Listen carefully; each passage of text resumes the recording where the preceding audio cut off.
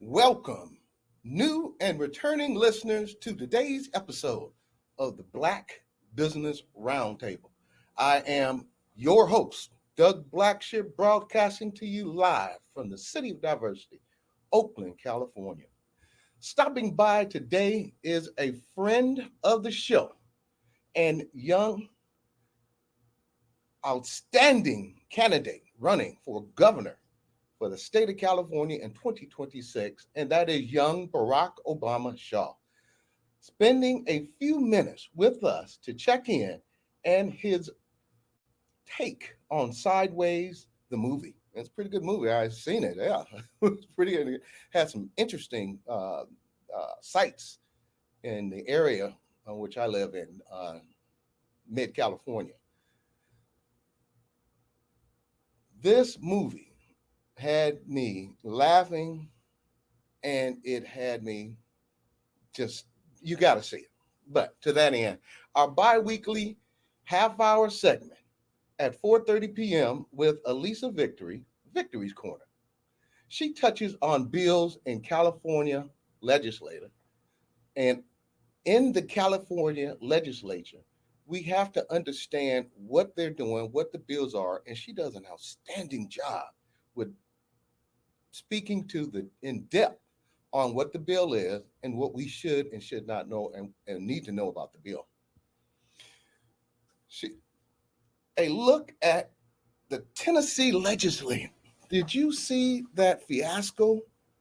They threw, one of the brothers was right here from Oakland, California, because they stood up in support of gun laws that will take people out of danger.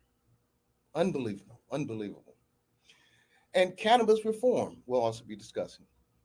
Next, what many of you are anticipating is author Rex Pickett that wrote the critically acclaimed novel Sideways.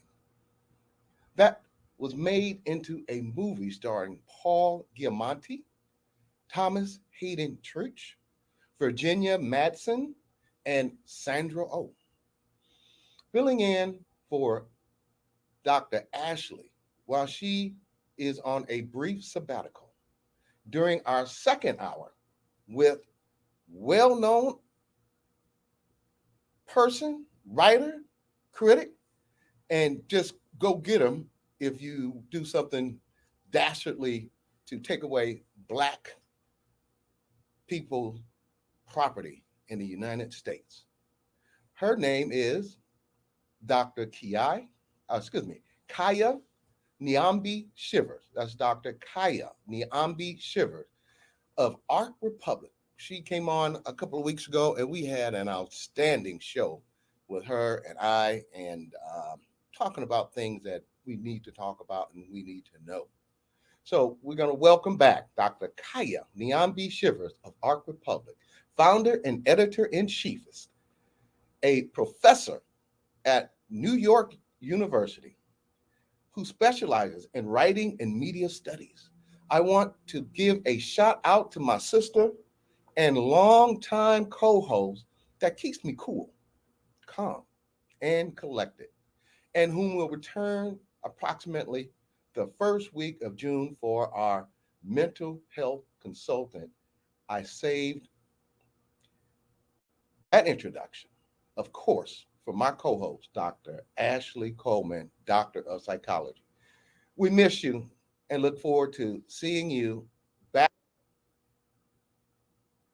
in June, on June 1st, our anniversary show. So let's get started. Black Business Roundtable family, Instagram at Rex Pickett, at Barack Denzel, at Arc Republic, at Victory for Oakland, hashtag Rex Pickett, hashtag Barack Denzel, hashtag Arc Republic, hashtag Victory for, and that's FOR, for Oakland, hashtag Sideways Movie, hashtag Young Barack Obama Shaw.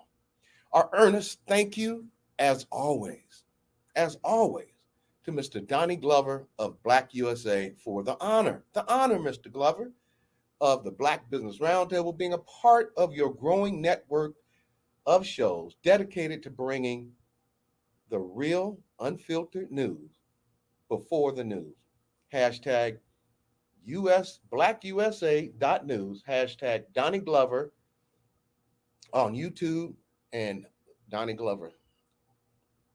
Today, April 13th, 2023, noted via the National Day calendar. Today is National Peach Cobbler Day. Oh my goodness. Hashtag National Peach Cobbler Day.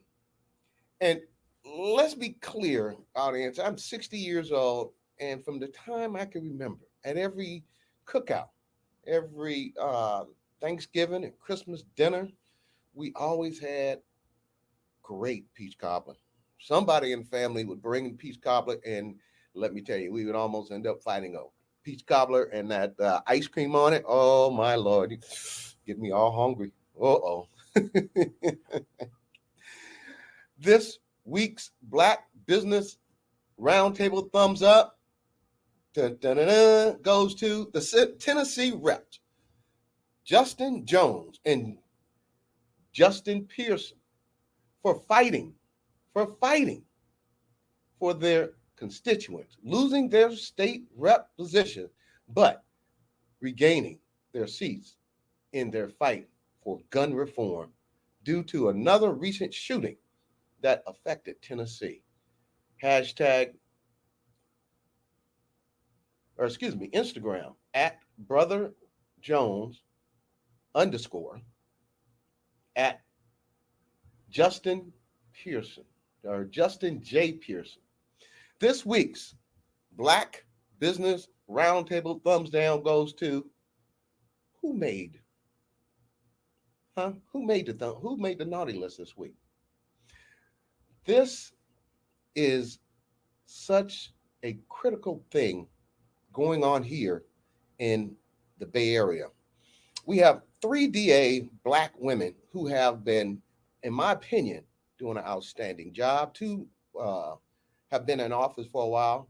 But this thumbs down go to all those people who will not even give Madam District Attorney Pamela Price time enough to make changes in a justice system in the county of Alameda that have incarcerated Black and brown men and women and children for decades under the previous administration, who have been fighting her. And it's shameful. It's shameful. Let me be clear, Madam DA Pamela Price, we have your back, and not just here locally, but in the state of California and all across the United States. We will be there for you and those of you bullies out there. And there seems to be a pattern. Go after the Black elected women official. And we need to start addressing that. It's a problem. Honorable Carol Fife, District 3, she's been getting death threats. She has to have security. Pamela Price getting death threat. She has to have security. What the heck is going on here? Huh? What's going on? It's shameful. Shameful. Don't receive the thumbs down in hashtag the town. Do better. You are welcome to come and talk with us about it and make it right. Hashtag BBRT Naughty List, hashtag BBRT Naughty List 2023. Today's show highlight, joining us first today, the young Barack Obama Shaw, running for governor of California in 2026. Allyssa Victory Esquire, civil rights legal guru, and author Rex Pickett. Filling in for Dr. Ashley while she is on sabbatical. And those are some big shoes, but Dr.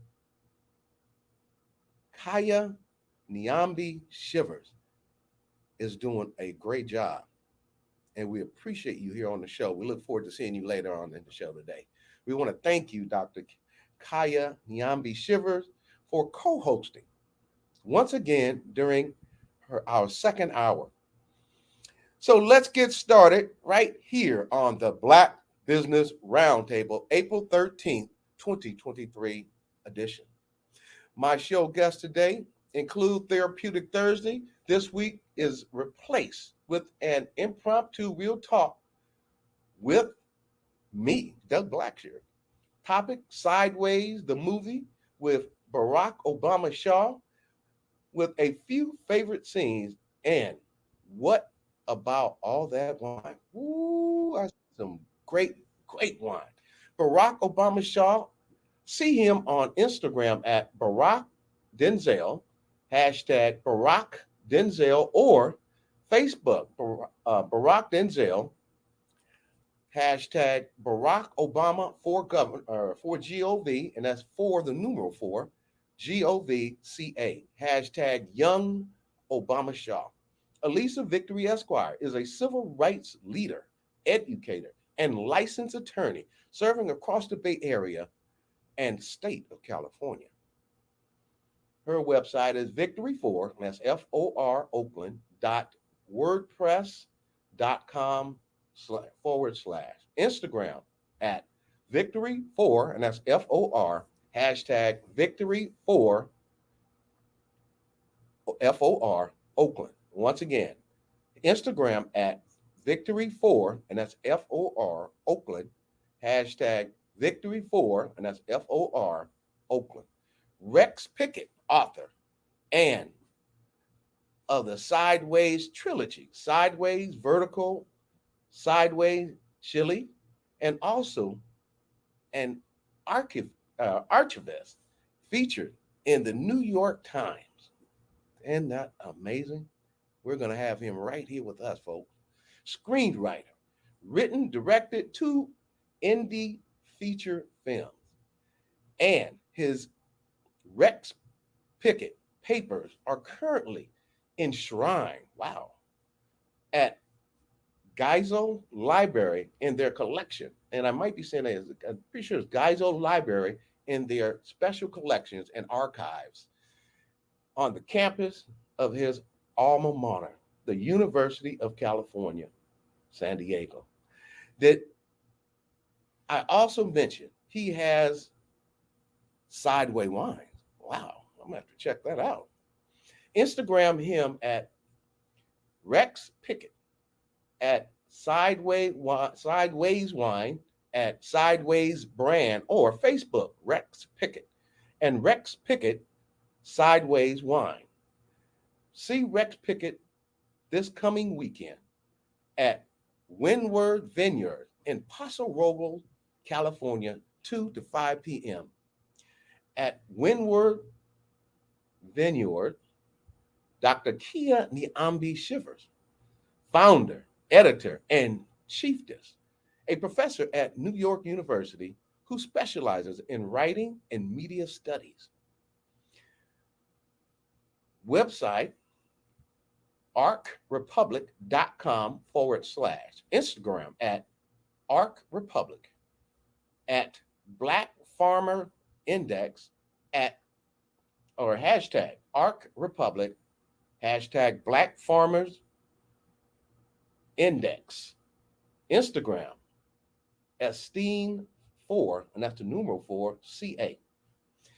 Now for the national political highlights.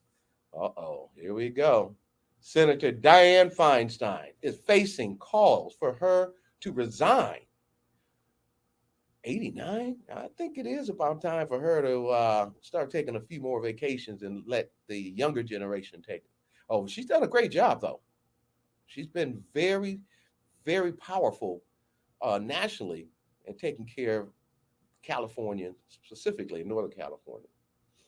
But she's facing calls to resign, although she is recuperating an extended illness, a painful condition known as shingles. We will have to wait and see how this plays out and what the compromise if any, might be. And now for the news of the day. On this day, April 13th, 1873, an armed mob of white people kills 150 black citizens at gubernatorial election in Colfax, Louisiana. Unbelievable. And I'm going to read that one more time. On this day, April 13th, 1873, armed white mob kills 150 black citizens after gubernatorial election in Colfax, Louisiana. Wow. Sometimes this country has a very shameful history. Types of things they do not discuss in books, but they call this a free country. Shame, shame, shame. Courtesy of EJI Equal Justice Initiative. Visit their website at eji.org. And Therapeutic Thursday this week replaced with impromptu sideways discussion. And I see him backstage right there. Let's bring him on board. There's my man, future governor for this state, breath of fresh air, and the man who has taken the time out of his life to run and make a difference in the country we live in the state we live in the county we live in, and he lives in Alameda, but we call Alameda Oakland sister brother relationship. So we look forward to having you back. Hey, what's going on, man? How you doing, Mr. Obama Shaw? I'm doing great, and I'm just glad to be here and be a part of what you're creating. Well, we can't create something unless we have good ingredients. And you like that, huh? I like that. We have entered, we will be entering into our third year, coming into June. We started 2021, 22, going into our third year, 2023. And having guests such as yourself on this show has made this show what it is. Our producer, Dr. Ashley, Dr. Shivers, and myself, and expressly Mr. Donnie Glover, we all support you running for governor for this great state. And before we get into our talk, because we're a few minutes ahead, can you tell our audience a little bit about you so we can keep your vision fresh, your perspective not being a part of the establishment that have destroyed not only the city of Oakland, county of Alameda, state of California, but all across the nation. We have politicians who get elected, and once they get elected, they forget about the people who supported them. So I'm going to turn this over to you. Take a few minutes and tell our audience why you would be the choice for the people. Thank you, sir. Oh, thank you. Outstanding. Well, to tell you a little bit about myself, when I looked at the most powerful stance, and I think in any area of life, for me, the most powerful stance I can ever think of was being a soldier and military values. So if with all of the things that we've created in this country, what could we do if we didn't have an army, if we didn't have the Navy, we didn't have the Marines, we didn't have the Air Force, and and all of these armed forces really stand for our freedoms and the privileges that we have. And I wanted to stand inside of the military doctrines and military values of loyalty, duty, honor, respect, integrity, personal courage, and selfless service. And so my slogan is honor we stand, and we stand with honor. So I look at those particular things. If it's strong enough to for the armed forces, those types of values, and it's the foundation that allows us to do the things we do. I'm sure I figured it's strong enough to hold me in my stance in terms of being a politician. So so I think of myself as a soldier, and a soldier standing for justice, standing like a tree in the wind. You know, a lot of times there's with the political climate, there's a lot of can be a lot of fighting. So I believe that if I could be like a tree and stand against the different climates, the different temperatures, the different seasons, and that tree is just still there. It's getting stronger and stronger with each wind that's blowing against it, with its sun's, beaming its rays down, and people are able to find shade under that tree, and in some cases build houses with the tree, parts of the tree. So I think if we could just have a stance, it would make a big difference, instead of and just coming like, let me fight you. No. Let's just stand for the Constitution, stand for justice, stand for being in communication with one another. And if we can do that, things could really, really, really change. Things could open up.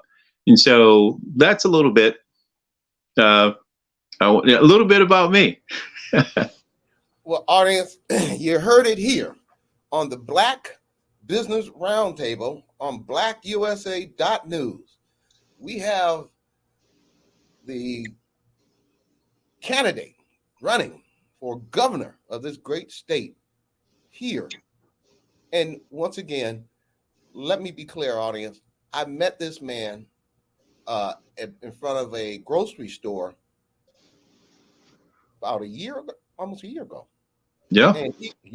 And he was out there taking it to the streets by himself. And since then, he has built an alliance, learned a lot about many things that are needed when you do run for office in any city, county, state, or nationally. So to that end, did you get a chance to see that movie, Sideways?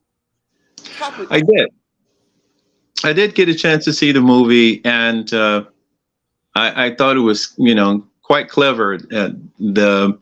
A writer writing about a writer, because it's like gets to voice the things, the inner voices that that a writer goes through, and wanting to get the works published. And I just never seen of all the movies I've seen, I've never seen a man run away from another man with a bottle of wine, drinking it, running down the hill, trying his best to get intoxicated so he can forget about the world.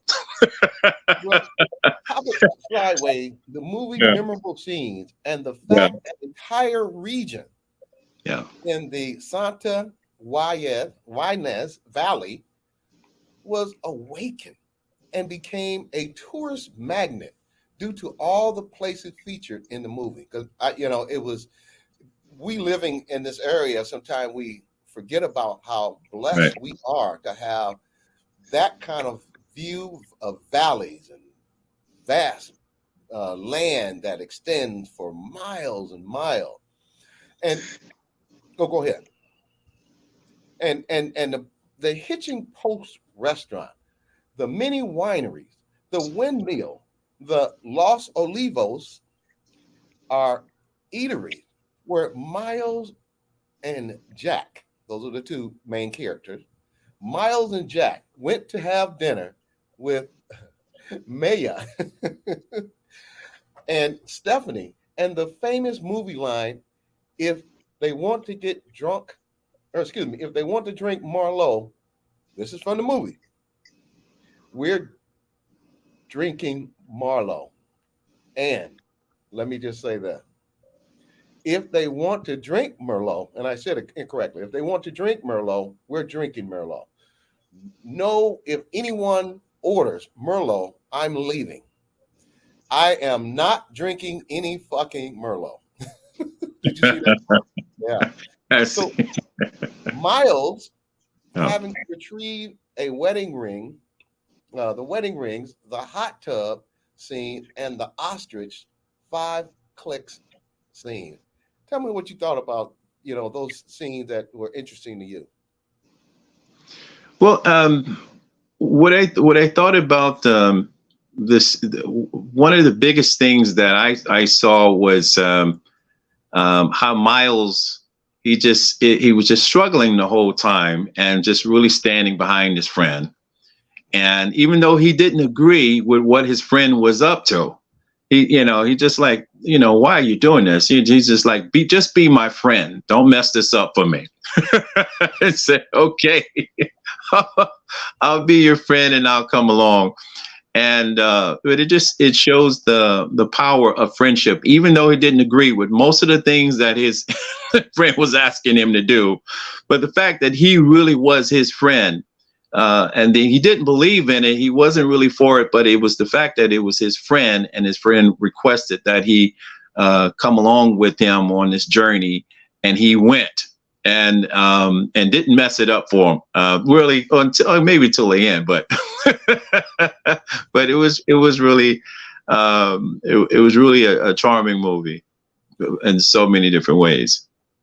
Well, I was really intrigued in regards to the opposites of their characters. One was kind of carefree, and the other was, he was a little, sometimes it seemed overwhelmed with life, with his situation, his marital situation, and the other guy is getting married. So the contrast, and they complemented each other in the movie. Yeah. One of the things I like most, you can't have two downers. You gotta have, you get two downers, you should be a big problem. Yeah. So you got the characters they played well together, and absolutely, I'm gonna watch that movie once or twice more. So, yeah. I think it was a great line when it just kind of allowed you to. What was it? It's Miles, and what was the other gentleman's name? What was his name? Jack. So, and he was like, Jack's like, I'm an actor. I deal with my emotions, Right. And my feelings. I have to feel the situation. So he was having some little second thoughts about the marriage, because he started engaging, I guess, in the acting process, because he was definitely acting, right? Yeah. Like he's available or whatever, and but it was like, okay, this kind of makes sense, so here's someone that's logical, this writer, and then here's this actor. So they're both, when that was said, they were both acting within their being their true selves, in an authentic sense. So, and it was like, okay, I kind of get that. I kind of get, what he is, what he is up to in terms of those actions he was taking in the movie. Well, Barack, thanks for coming on today. We appreciate you. We look forward to having you back, and we will continue to carry the torch for you on this show as you have thrown your hat in to be governor of this great state. It'll be the first Black man to be governor of the state of California, which is awesome. Amazing. Yes. Well, thank you. Yeah. Oh, no, go ahead, please. Oh, just thank you for the opportunity, and thank you for continuing to remind us how blessed we are when we look at what, how far we've come, what happened so many years ago, and those, anytime someone suffers like that in our history, it honors them to acknowledge what happened and to see what is our, that is our case for action, and because when you bring it up that way, and that inspires me to be able to continue to do what I'm doing because of my ancestors and the people who have suffered, so I can have the liberties I have. Keep up the great work. We'll see you next session, brother. Have a good one, Al. Thank you for coming on today. My pleasure. Right. Fantastic. Bye-bye. Well, to wrap up the impromptu talk on Sideways, we want to go, before we have Allyssa Victory, who's backstage right now. For those of you who are suffering from depression, suicide, anxiety, 988 is the suicide and crisis lifeline, and available 24 hours a day, 7 days a week. You can text or chat them. Women in our audience looking for a therapist, therapy for, and that's FOR, blackgirl.com. And men in our audience looking for a therapist, therapy for, and that's FOR, blackmen.org. Don't suffer in silence. Reach out and get the help that you need to make you mentally strong and deal with challenges of day-to-day life. Thank you.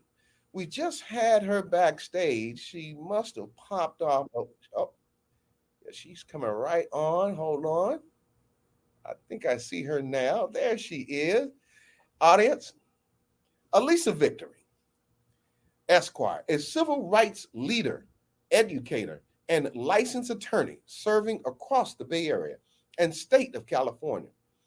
Allyssa holds a BA with honors in ethnic studies and minor in Black studies, as well as a JD concentrated in government law. Allyssa currently practices in policing and labor law and is an elected ADEM 18 delegate to the California Democratic Party for Assembly District 18. Allyssa recently won another term for AD 18. Instagram at Allyssa4, and that's FOR, Oakland, or visit her website at Victory, that's Victory4, and that's FOR, Oakland.com. Hello, Allyssa Victory. How you doing?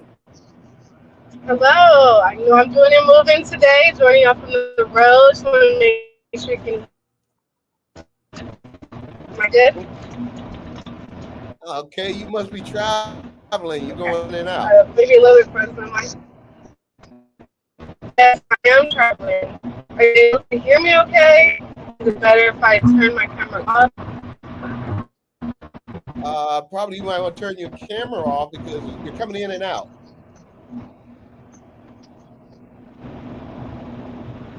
Because you're working with your. Can you hear feel better now? Yeah, it's a little better. You're still there. Okay, let's dive right into it because I know I am joining from the road. Okay, all right. Well, we're gonna listen closely, audience, because we have some very important questions to address with the master, the guru of government, legislation, and understanding what and how California legislation helps or hurts if you don't understand it. I'm gonna dive right into it. What California legislation is being handed down that you are keeping an eye on? Yeah, we're in our legislative cycle right now. There's two bills that I'll mention. One is AB 642. It is to continue the ban on facial recognition in the police cameras that our law enforcement wears. There's already been a moratorium on its use, but it expires this year. And so this is simply renewing this ban. Facial recognition has a very high error rates. It also can violate people's privacy rights. It can keep people in databases, for criminal justice agencies without any criminal activity. And so we want to make sure that our law enforcement is protecting the public and not violating our rights, making all of us feel suspect and criminal. The second bill that I'll lift up is AB 644. This is also referred to as the Justice for Josiah Lawson bill. This is about bringing stronger hate crime surveys, climate surveys to our public schools for higher education. So this is about our secondary schools, our colleges and universities, and having stronger requirements for assessing hate crimes and the climate of hate on campus. And I'll talk a bit about Josiah Lawson in a minute and why this bill is named after him.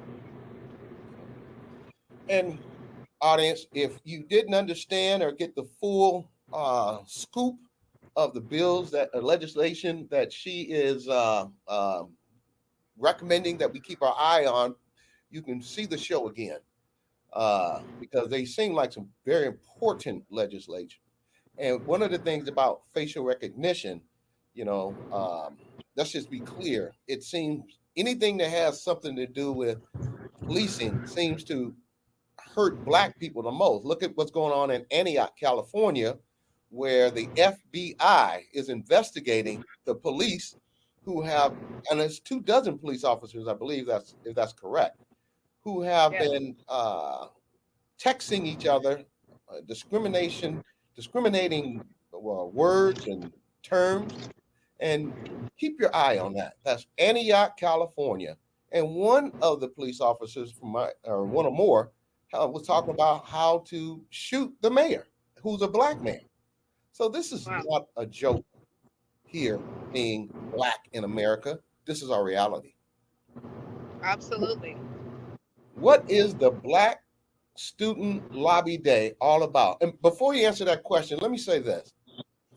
Audience, our Black women, elected officials, have been targeted all across this country.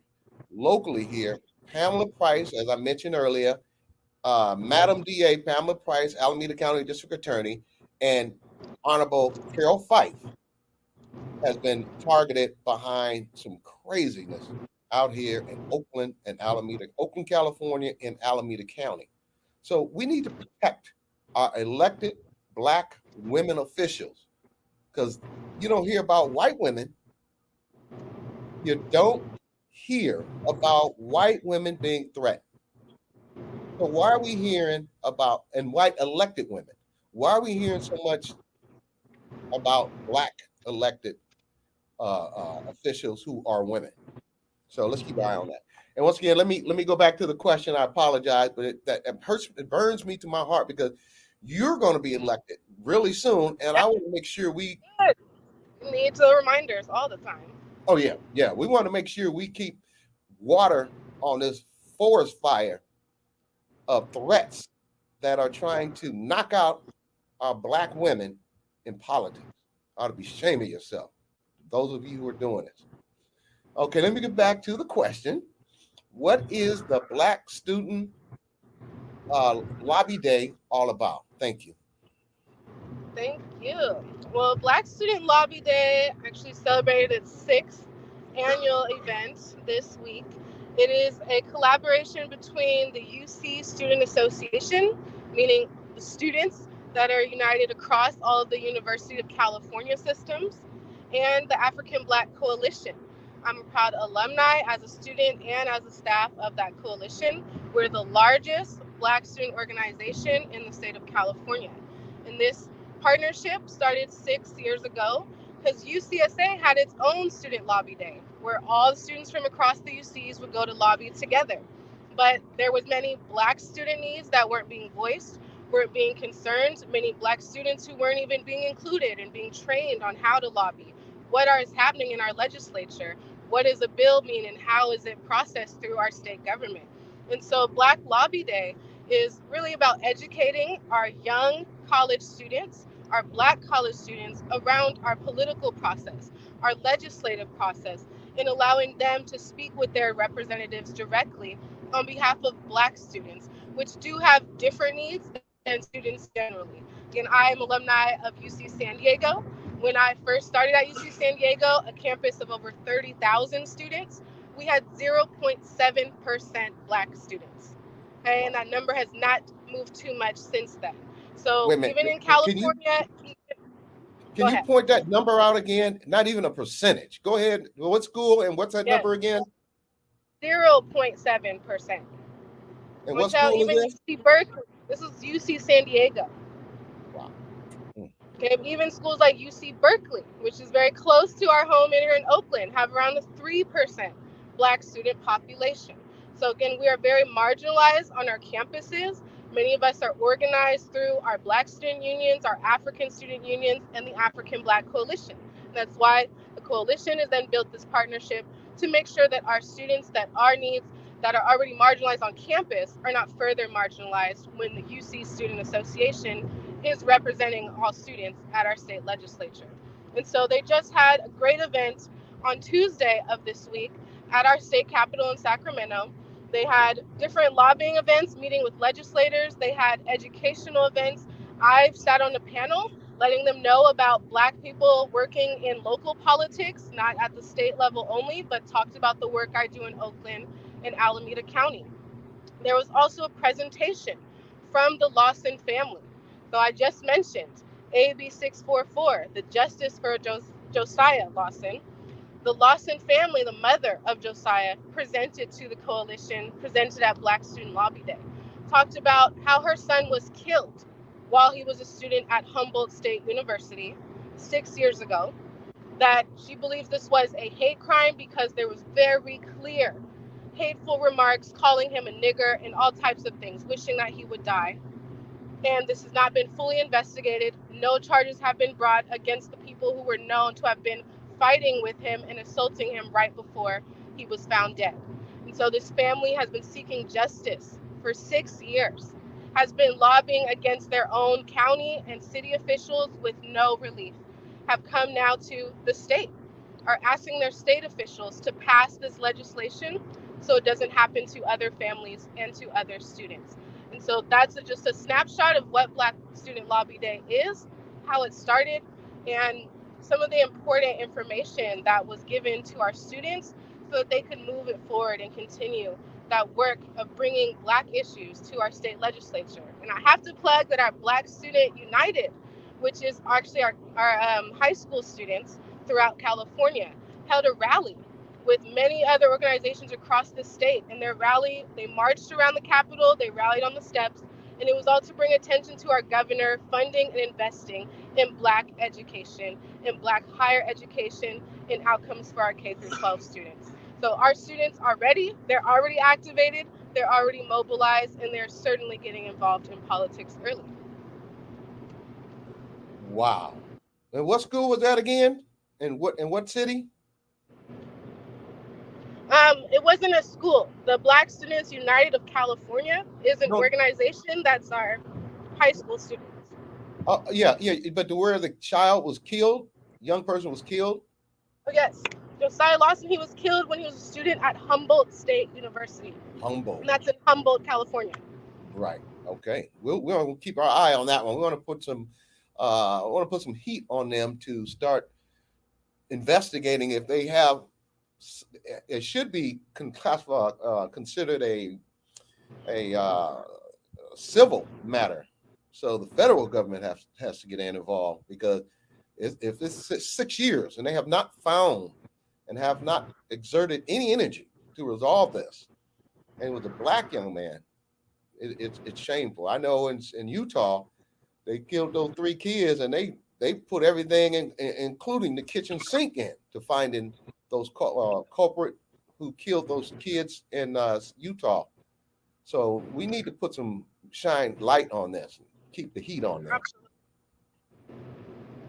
What is your take on expulsion and now reinstatement of Tennessee legislative, and they were Black? Thank you. Yes.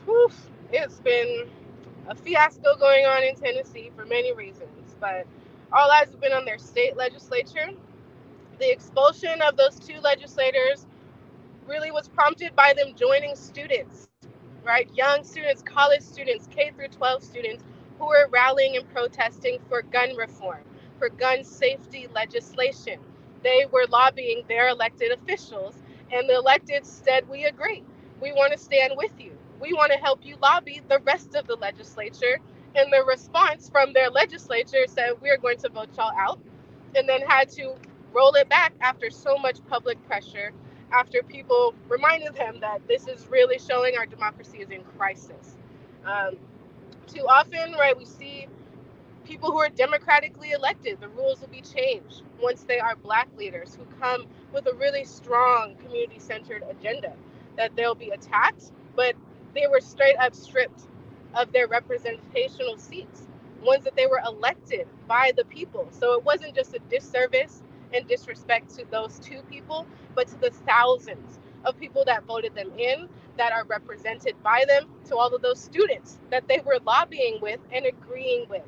And I also want to be clear that this is very clear instance of anti-Black racism, because they were not the only two legislators to be doing this. They were joined by a third. They're called the Tennessee Three, but the third is a white woman, right? There was never any vote, any consideration of putting her out, right? She didn't have that uphill battle of even getting back into the legislature to continue to do her work and to serve. And those brothers are going to continue to have an uphill battle, right, with the people that they now sit in the legislature with, who have shown their true colors, have shown that they don't care about democracy and the will of the voters. And they are going to still have to negotiate, right, getting legislation passed in those bodies. But they have gained a lot more public support and a lot more public attention. And I always say democracy dies in darkness. And it could have ended there if the country, if the world hadn't said, this is wrong.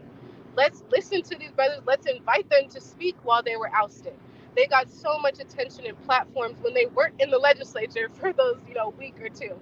And so I think we have to keep, again, paying attention to what is happening in our government, keep holding people accountable to our values of democracy, because it often gets flipped when it is non-white folks who are accessing those same institutions, those same seats of power.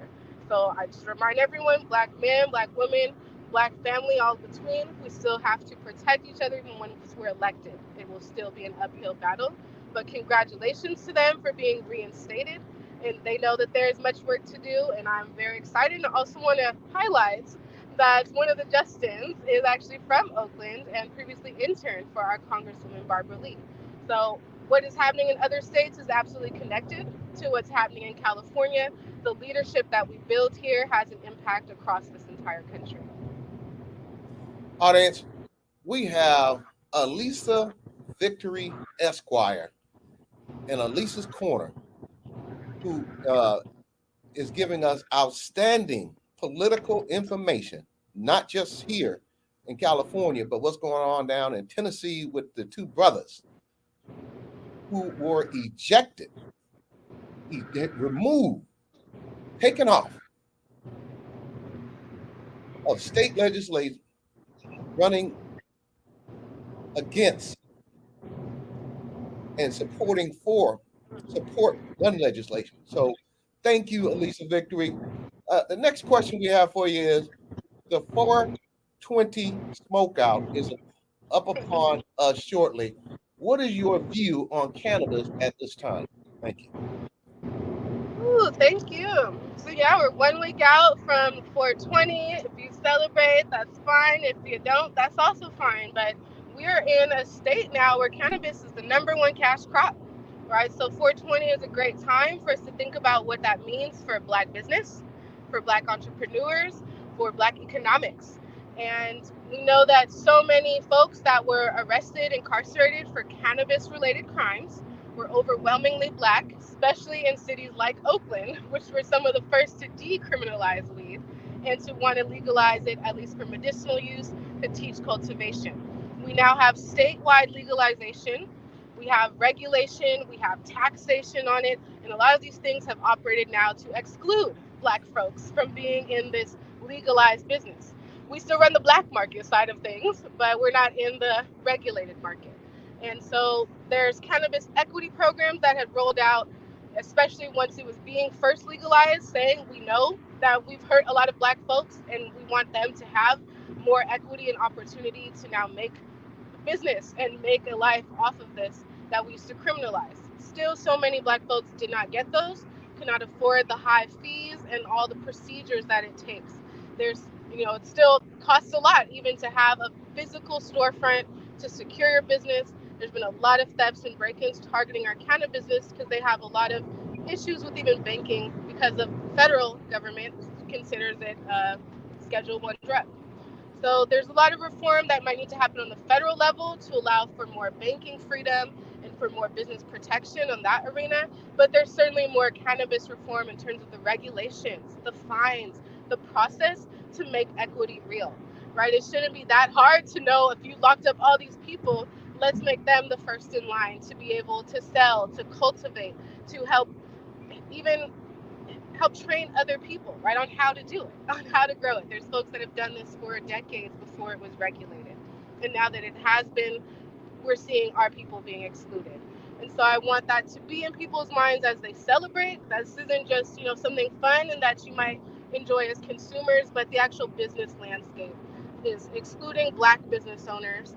Even in Oakland, we have our Cannabis Regulatory Commission that has recommended, reforming our own citywide structure around cannabis equity programs and funding, but certainly has advocated for the state as well. One of the basic reforms is having a unified definition of what social equity is between states, local, and federal governments, right? There's different laws that regulate the same business, the same profession. So there's still a lot that needs to be resolved, that needs to be streamlined, and to make equity real, to allow Black people to operate at the same levels that we have been engaged and that we were being prosecuted for this time.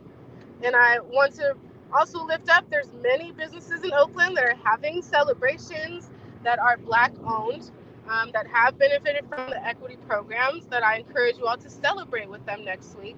I'll just name two. One is Rosemary Jane, which is has a Black woman equity owner and is the first ever cannabis consumption bar. It's not cocktails, not alcohol, they're drinks that are infused with cannabis that you can consume on site, and they also have some to-go cans. And that is located around Lake Merritt in Oakland. And the second that I'll highlight is Blunts and More.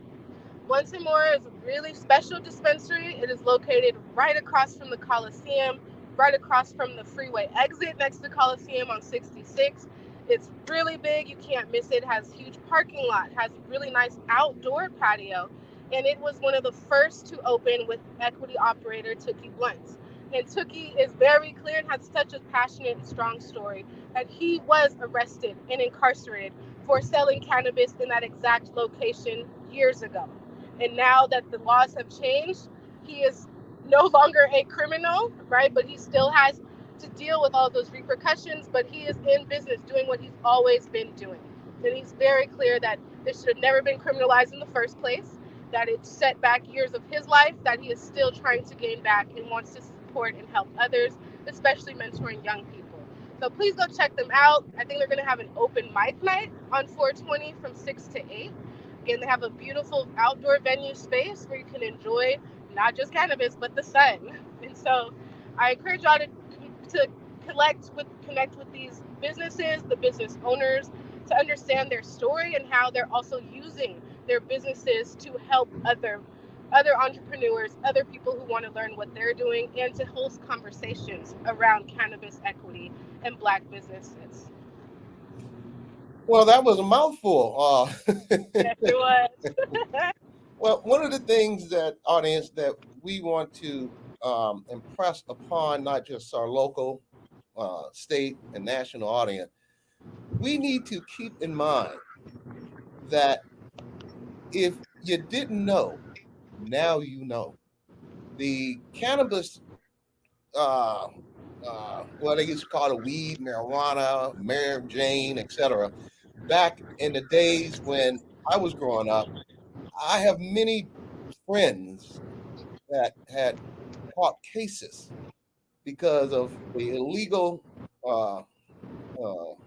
sale of drugs back then. Now, people are becoming millionaires off the same drug. And it's good that Allyssa has done her homework and shared that story about a man who was incarcerated for selling drugs, selling marijuana. Now, I know the place where you're talking about is directly across from the Oakland Coliseum.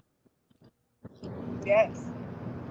And that is coincidental because the first African-American sports and entertainment organization is purchasing now they made an agreement for the Coliseum to host their team. So they're working with the NFL, National Football League, to be the first Black-owned football team in not just America, but in the world. So having that right across the street, yeah, that's huge news. You're talking millions, if not billions of dollars of revenue that this city definitely needs. So thank you for sharing that with us, Allyssa. And you're going in and out. You must be going through a bad area. Okay. Go ahead. Well, to keep up with Allyssa Victory via her website, go to Victory4, and that's FOR, Oakland.wordpress.com. Instagram her at Victory4, and that's FOR, Oakland, hashtag Victory4, and that's FOR, Oakland. It has been a pleasure having you on the show today. Audience, once again, we have Allyssa Victory, who is a Esquire, is a civil rights leader, educator, and licensed attorney serving across the Bay Area and state of California. Victory, we appreciate your corner. You have a safe trip. I hope your husband's driving. He is, and it's his birthday today. So happy birthday, young man. I respect you and keep supporting thank y'all again for having me. Sorry about my tech issue. Oh no, but we have a clear understanding of what you were talking about today, and I thank you for taking the time to share with our audience. We'll see you in a couple of weeks for Victory's Corner. Thank you, Allyssa. Drive safe. Okay, audience, we have our special guest backstage right now, but we're going to do a quick break.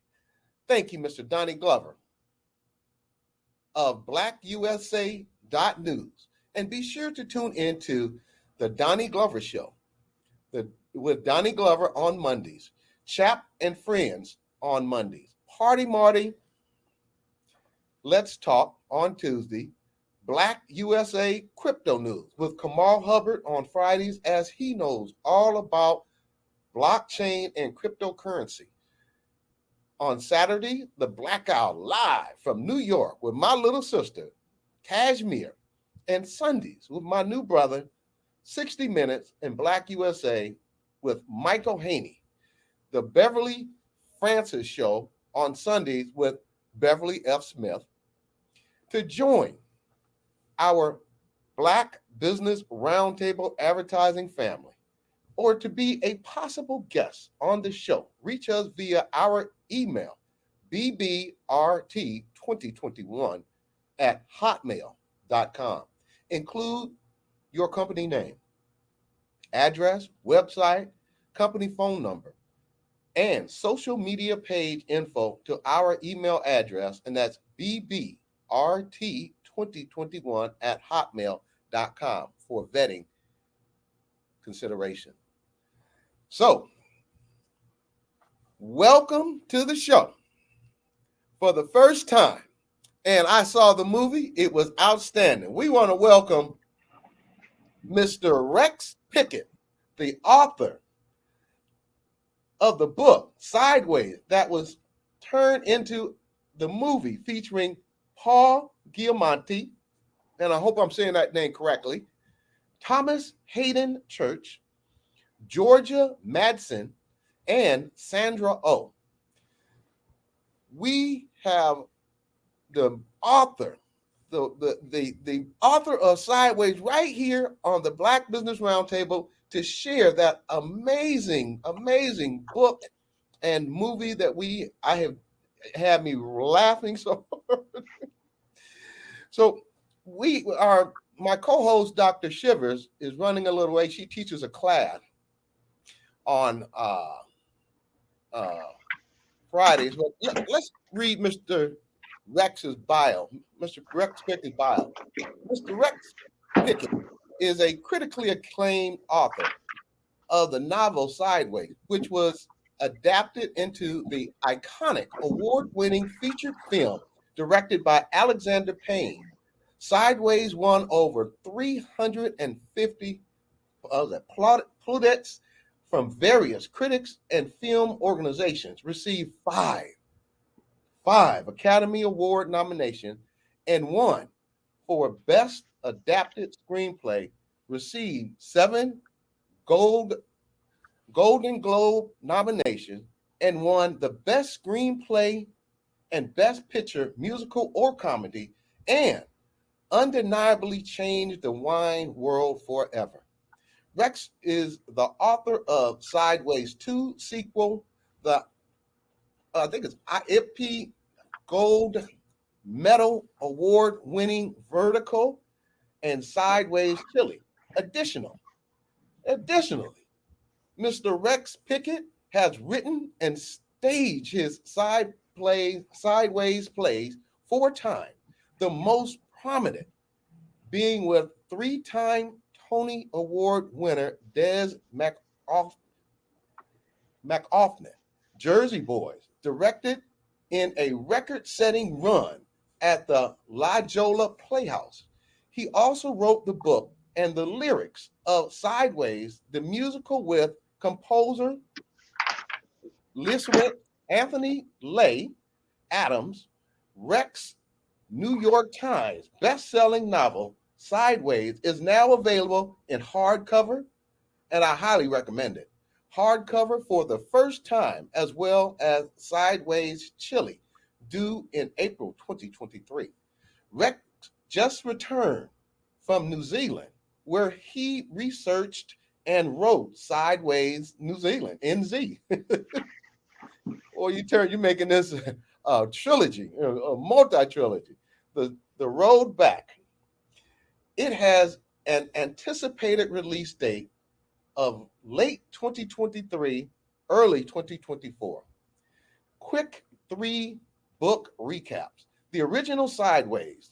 Sideways is the story of 2 friends, Miles and Jack, going away together for the last time to steep themselves in everything that makes it good to be young and single. Pinot, Pudding, and Prowling Barn. In the week before Jack plans to marry, the pair heads out from Los Angeles to the Santa Ynez wine country. Also, don't miss out on another of his novels, The Archivist, suspenseful. Vertical, 2nd book. It's 7 years later. Miles has written a novel that has been made into a wildly successful movie. The movie has changed his life. Jack, contrarily, is divorced, has a kid, and is on the skids. Wow. Phyllis Miles' mom has suffered a stroke that's left her wheelchair bound and wasting away in an assisted living. She desperately wants to live with her sister in Wisconsin. 3rd book, Sideways Chili. The end of Vertical. Miles had fallen in love with a Spanish girl, Laura, and he asked her to fly from Spain to accompany him. Miles remained running out of money, but still striving in the fumes of a past but fleeting fame. When he is offered an opportunity by reputable magazine to write an article about a diverse wine region of the country of Chile, he jumps at the chance. I find it surprising that many Sideways movie fans were unaware that there was a book prior to the release of the movie. Our producer is very familiar with the original Sideways 1999, Vertical 2011, Sideways Chile 2013 trilogy, and the movie 2004. According, oh, there go my sidekick. How you doing? I'm going to immediately bring her on, Mr. Pickett. Whatever you want to do. Hello, everybody. I'm so sorry I'm late. Oh, no, you know you're teaching class. Dr. Shivers, we have our special guest here today, and I was reading your part, so I'm going to turn it over to you. Well, what part are we on? Okay. That is right down here where I finished up talking about the books of where it said, Doug, I talked about the Vertical book, then I was going into yours where it says Dr. Shivers Sideways Chile. Oh, all right. And please forgive me. I just got off of doing some work with the Pulitzer Prize winner, so I've been running. So I apologize for being late. So it's the end of the Vertical. That part. Okay. Yes, Thank you so much for bearing with me all. It's so great to talk to you, Mr. Pickett. The end of Vertical, though, Miles had fallen in love with a Spanish girl. Laura is her name, and he asked her to fly from Spain, right? So Miles Raymond, running out of money but still surviving the fumes of the past but fleeting fame, when he is offered an opportunity by a reputable magazine to write an article about the diverse wine regions of the country of Chile, he jumps at the chance. Now, I find it surprising that many Sideways movie fans didn't even know that there was a book prior to the release of the movie. What has been your response when you talked about that, Mr. Pickett, in terms of when this first comes out? People not equating the two. Well, obviously, my first thought is it's kind of a bummer. I mean, Sideways was, a very confessional novel. And even though it's fiction, but it's still confessional, it's autobiographical, and we can get into that. But, right. I wish I had, do I call you Dr. Shivers? Please call me Kaia. Kaia. Okay. I'm sorry. Yeah. But anyway, he's, I mean, when that comes, I wish I had $10 every time somebody said, I wish, I'd known it had been, I wish I'd known it was a novel I would have bought or whatever. But it was, I think for me, it's really validating now that the book is coming out in a hardcover, and I'm really excited. It only came out in a paperback. The publisher, and unfortunately, I blogged about this on Huffington Post and probably killed my chances in the major publishing world. But they treated me badly. I sold the novel for $5,000, which was stupid, and then of course they didn't spend any money to market it, even with the Oscars, even with all the other awards and whatever. But Sideways, Kaia, was not the Immaculate Conception. Mm. I mean, people didn't just go up there and make up a movie. Mm-hmm. Paul Giamatti and Virginia Madsen and whatever. They didn't, it's based on words. And I've made 2 feature films. I've written and directed 2 feature films. I've written more screenplays than I've written novels. And, so to create, I kind of moved into novels away from screenplays. I thought it would kind of separate me in a way. It was a very low time in my life when I wrote it. I mean, very low. And so, I just was hoping to get it published and to, think it would get made into a film. Even if it gets made in film, it could come and go in 1 week. It could be all over, but, that didn't happen. As it went through the roof. As Doug, pointed out, it was a huge success. It won many awards and whatever. And it was a commercial success too. But then it changed the wine world. When we made the film, we didn't know it was going to do that. I'm up here in Napa now. I mean, wine tasting is totally different than it was back in the late 90s when I wrote the book. It's just a completely different world. And of course, Pinot Noir the great, my alter ego Miles, because I write in first person, Kaia. I write, from, as you know, because you read my books. And, so Paul Giamatti is my alter ego. So he loves Pinot Noir, as I do, and to this day. And so their fortunes really changed after the movie came out. There's no question. And of course, I know you're going to bring up Merlot and how their fortunes, took a nosedive, and deservedly so. They earned it. But, no, they did. They earned it. It's the number one thing I have to inscribe on books. No effing Merlot. I don't know what your language if you're R-rated or you're at PG-13. But let me know, Doug. Let me know, Kaia, if I've gone over. But no, it's validating, that people still remember it to this day, and in a big way. I mean, in the wine world, it is. Oh my God, it's got to be 100% brand recognition. I hate to say that, but it really is. But I didn't get the recognition when the film came out. It went to a lot of other people, the spotlight hoggers and the credit grabbers. And you've heard about them. Probably they're in academia, they're stealing your work, Kaia, and then taking credit for it, and then getting grants and ripping you off and whatever. No, I'm kidding. But it's kind of, you are 100% accurate. I mean, you can be really pure and ethical and write your book and sit back and, oh my God, it's a movie and it's all going to come to you. No, it's kind of like you're sitting on a huge well of oil and these people are drilling in from the sides and taking your oil. So anyway, forget all that. I did this deal with Blackstone Publishing. Well, actually, they were an audiobook producer since 1987, and they did all three of my books, Sideways, Vertical, and Sideways Chile. And then they called me up about 3 or 4 years ago and said, "We're now a full-scale publisher." And I said, "Are you writing anything?" I said, "Yeah, I just wrote an 8-episode limited series called The Archivist." And because my papers were taken at the University of California, San Diego, and I'm very honored about that. And I wrote this, it's a tragic love story that morphs into a murder mystery, but it's all set in the archival world. Has a young 27-year-old female protagonist, by the way. And I said, I would like to write the novel that 8-episode limited series was adapted from, but never written. So I wrote it. It's a big novel. I mean, it's 640 pages and whatever.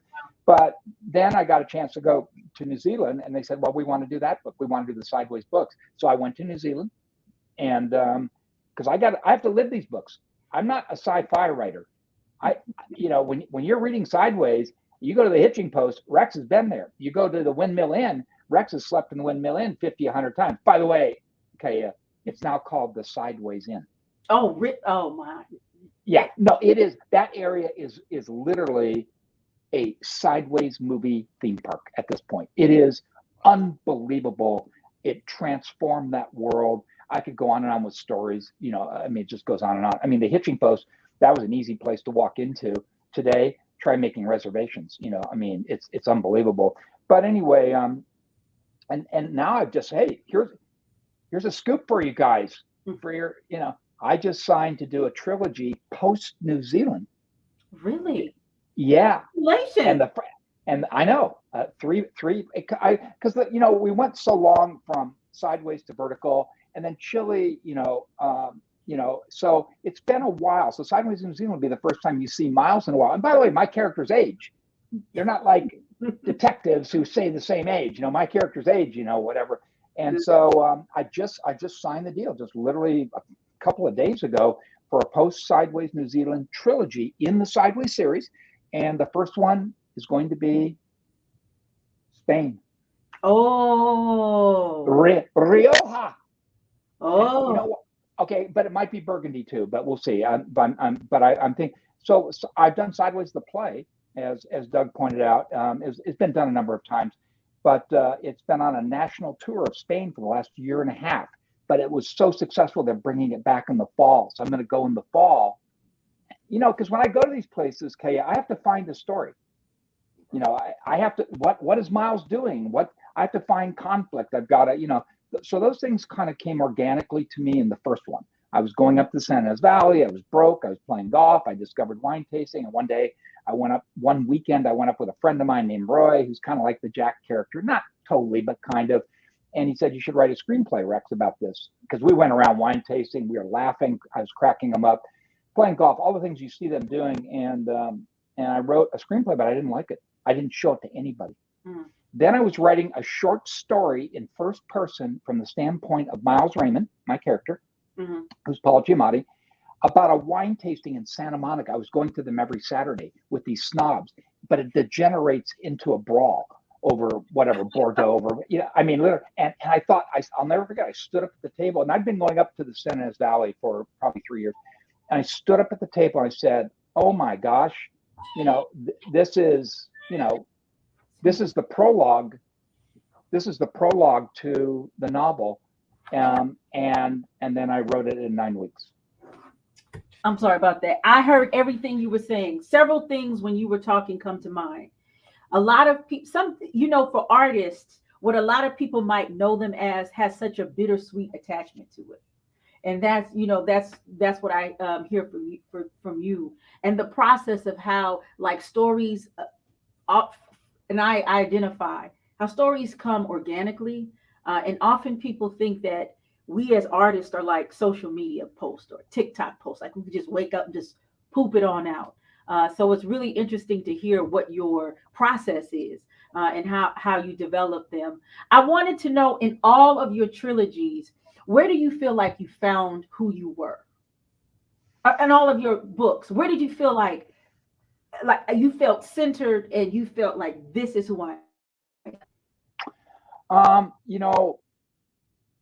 Certainly Sideways was very true to who I was at that time. I'd written a mystery novel that I wasn't getting published. So thus Miles with his novel that he can't get published.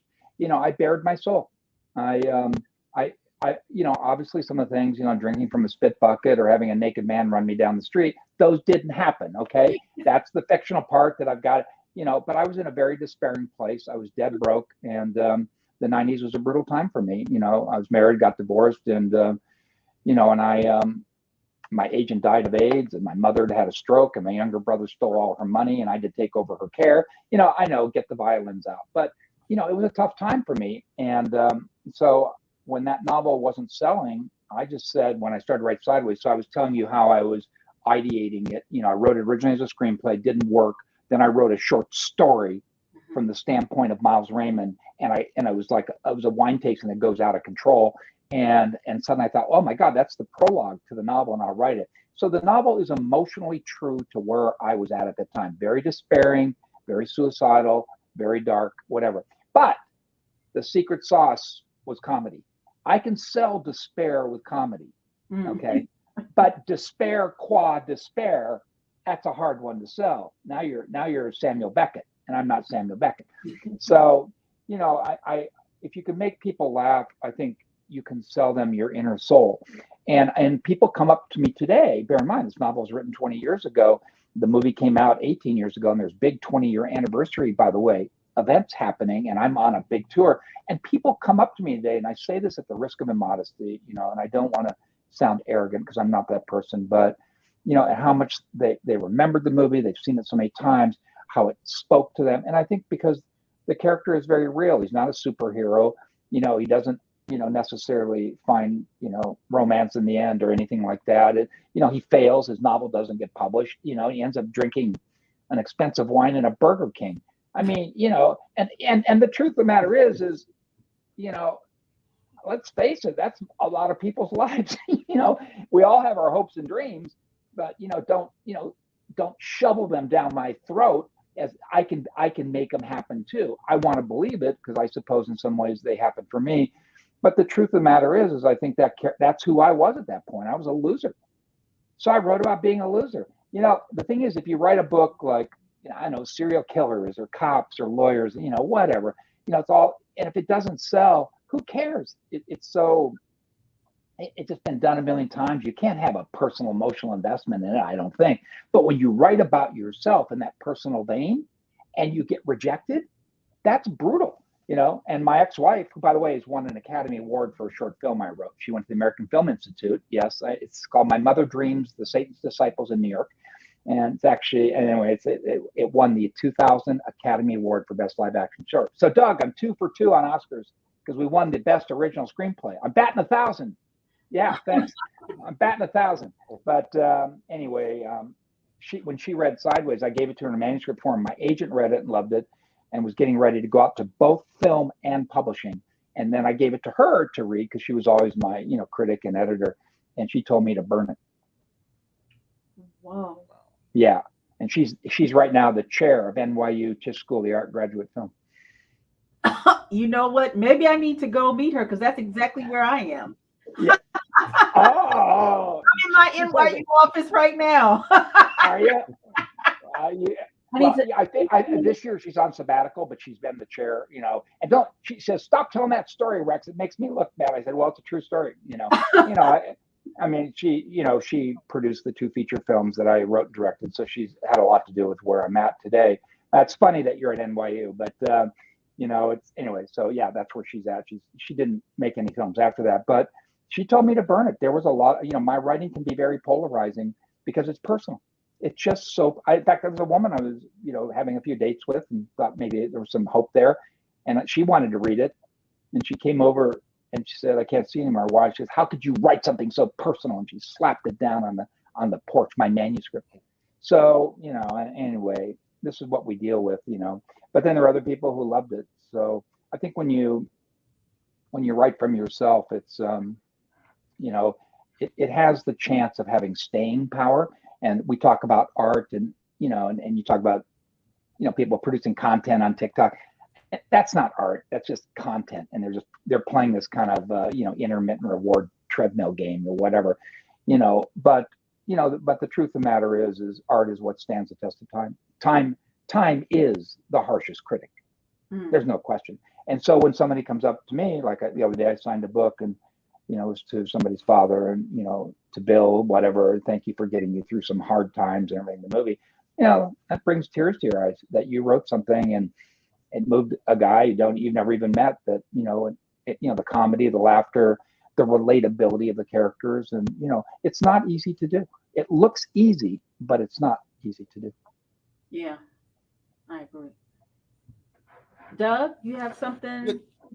You still with us? Yeah, the character Miles, is this really your alter ego? And if so, what scene in the movie was the best parallel to your life, since the book was somewhat autobiographical?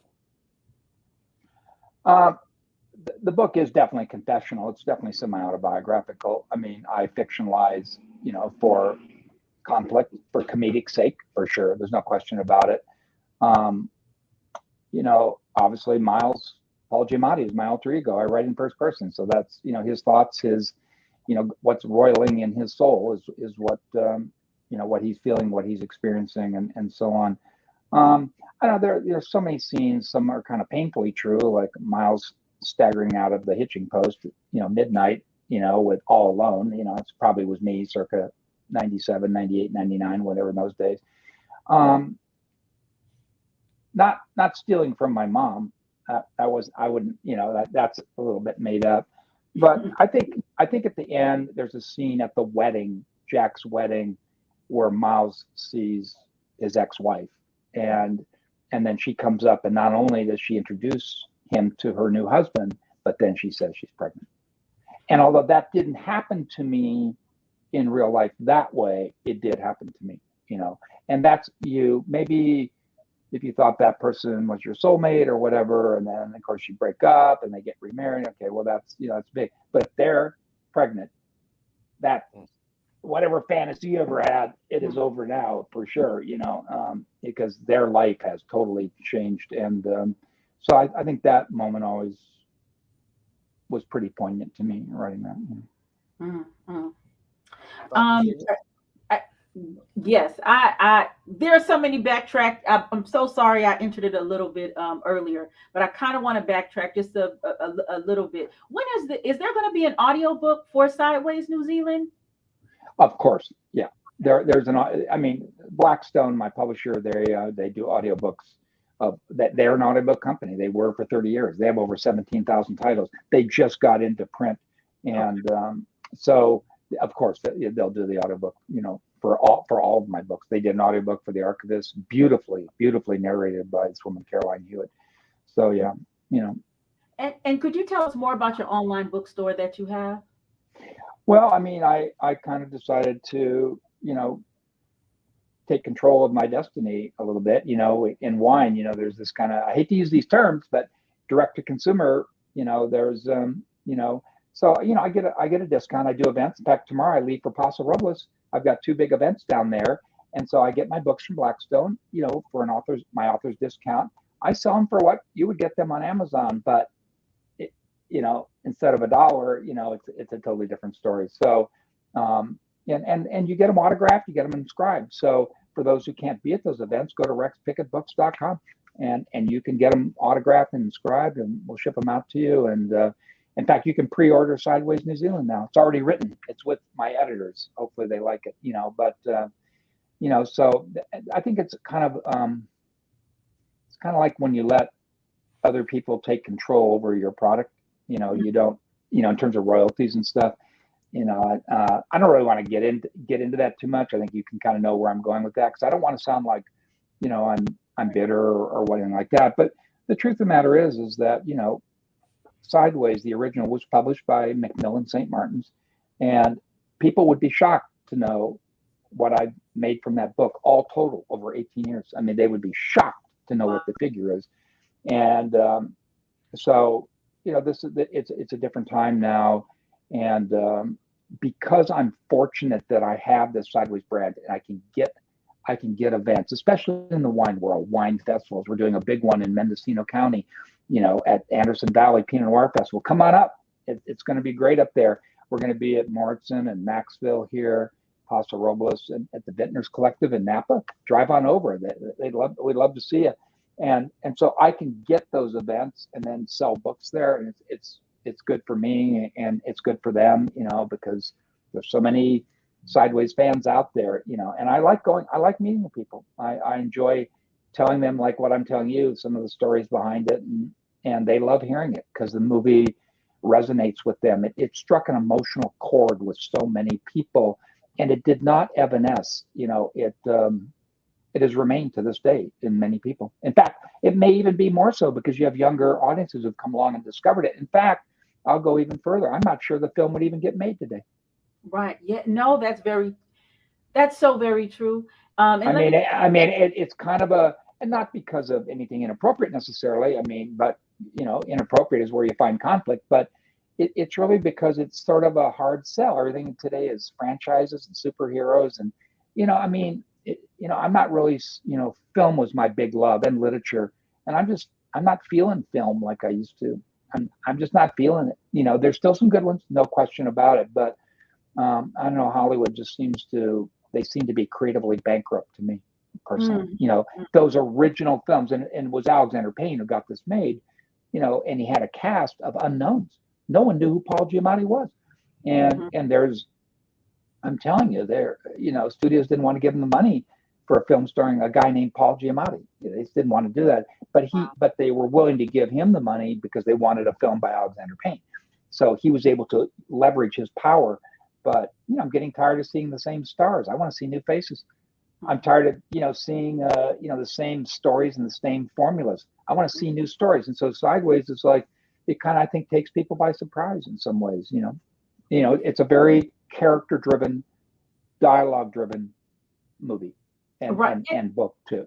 And you would be surprised. I connected with because I was one of the people who saw the movie first. I didn't know that it was a novel. And I saw it shortly after I went to Canada, and Canada has a wine scene. In Colombia. And I was the only Black person there on this thing, and this company gave you a car, and this is in 2004, and they said, "Hey, I want you," somewhere around that time, and they were like, "Hey, travel. And I want you to just explore Canada." And I ended up in the wine country, and I stayed there. And it was transformative for me in a lot of ways, because the process of traveling, like Sideways, was a process of, I don't know if it was necessarily evolution, but self-discovery, and some very, brutal moments, but some also moments where, I had a lot of time to think to myself. So how your work reaches people. I know you still are, processing it and shocked, but I just want you to know just how it affects folk. I I know not to get into like the details of literary politics, but I wanted to know, as somebody who is a veteran now of writing, do you suggest for those who are coming up, or even those who have been in the game, to choose your own destiny as you have, and to self-publish? Do you think that is how the literary scene might be saved in this very kind of vicious digital age we have going on? Well, I wasn't prepared for such a brilliant question, Kaia. In fact, I've done so many interviews with the books coming out. That is probably the best question, and it's something I think about a lot. I grew up at a time, as you can tell, I'm not 20 years old anymore, where I read 4 or 5 hours a day. When I was 19 years old, I read the entire collected works of Carl Jung, all 20 volumes. I mean, I read and read and read. And today everyone has the attention span of 5 minutes. Thank God audiobooks have come along. They're helping, because that market has grown. But even audiobooks, they still keep reading, even if your mind drifts. But when you're reading, only your mind turns that page. It is, you are in a high beta, high cognitive state to do that, and I worry, I guess, a little bit, about the future of literature. So when people ask me for advice, and in my case,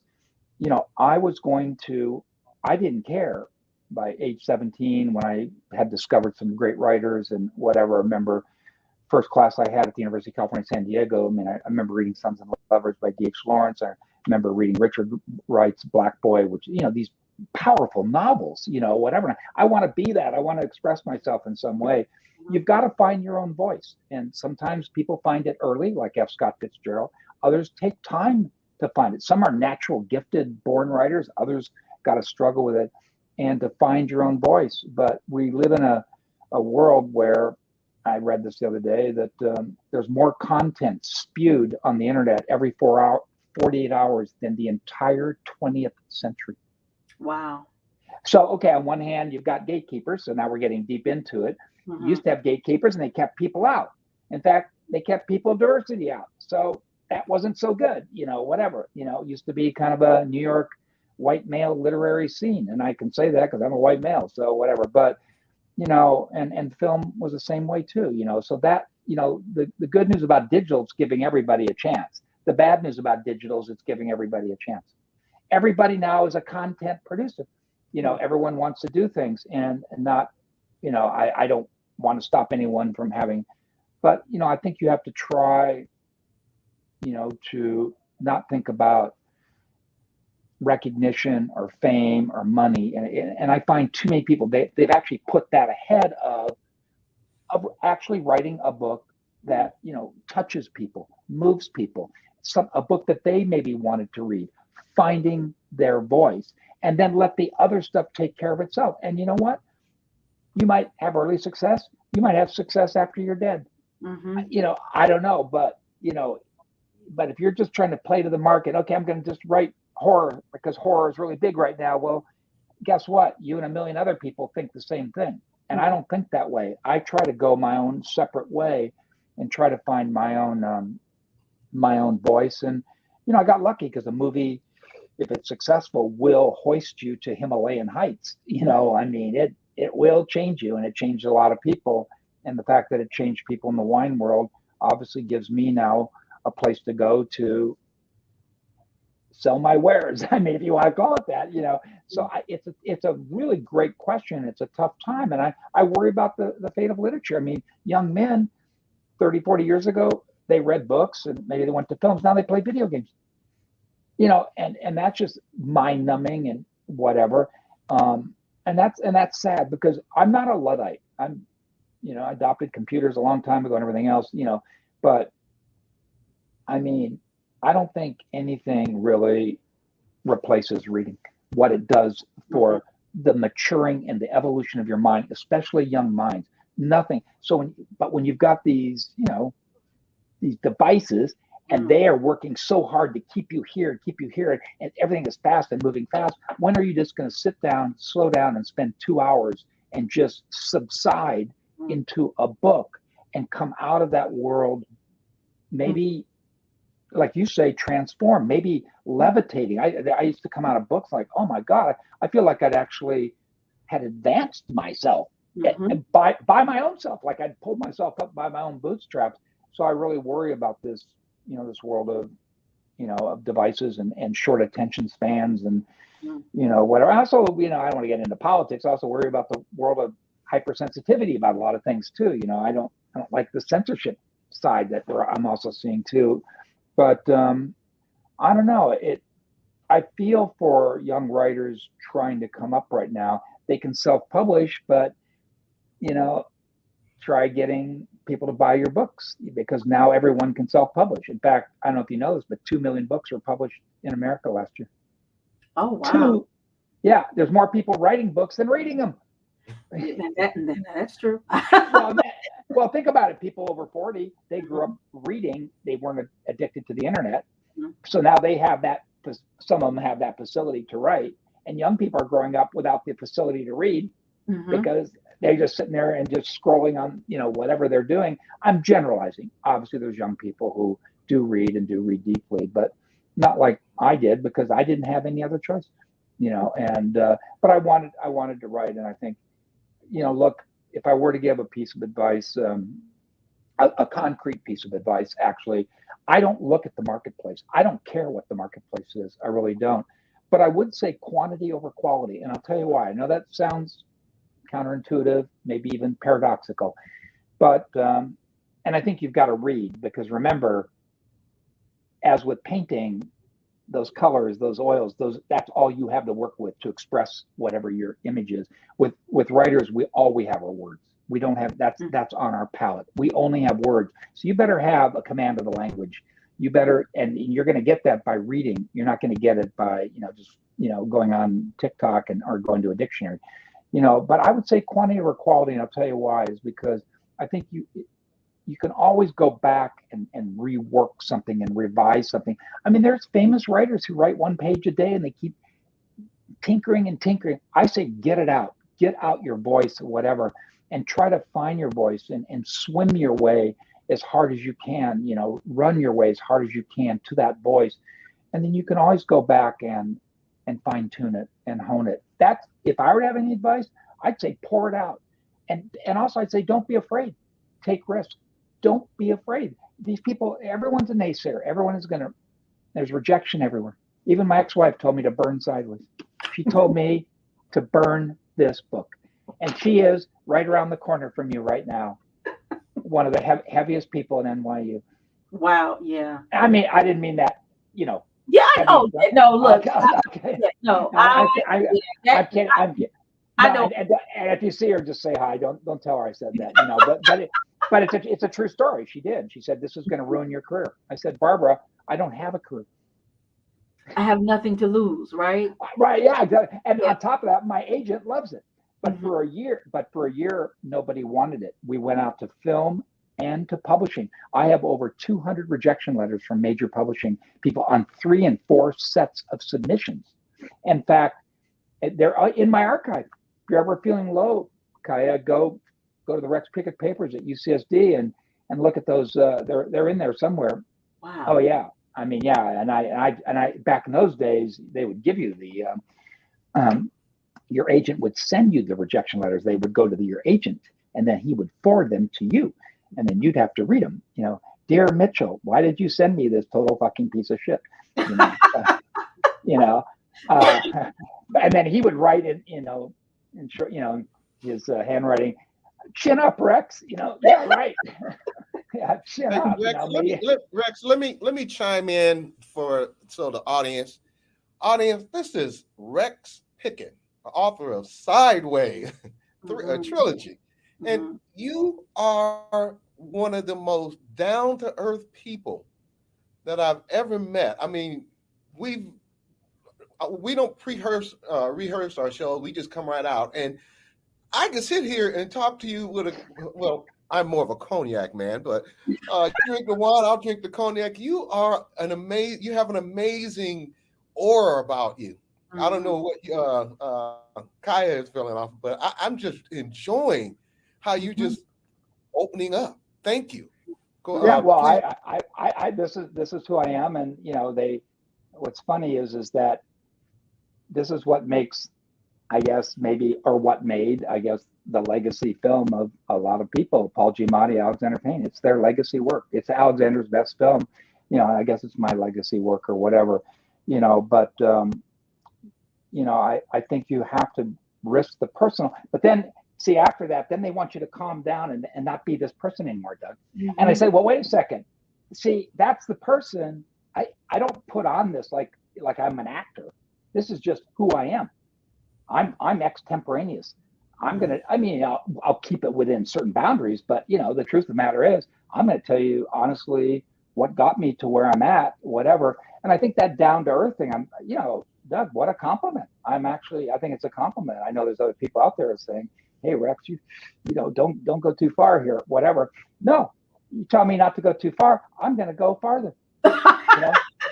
Yeah, I'm gonna really, but that's that's the place that I went to, when I wrote Sideways, and I'm unafraid.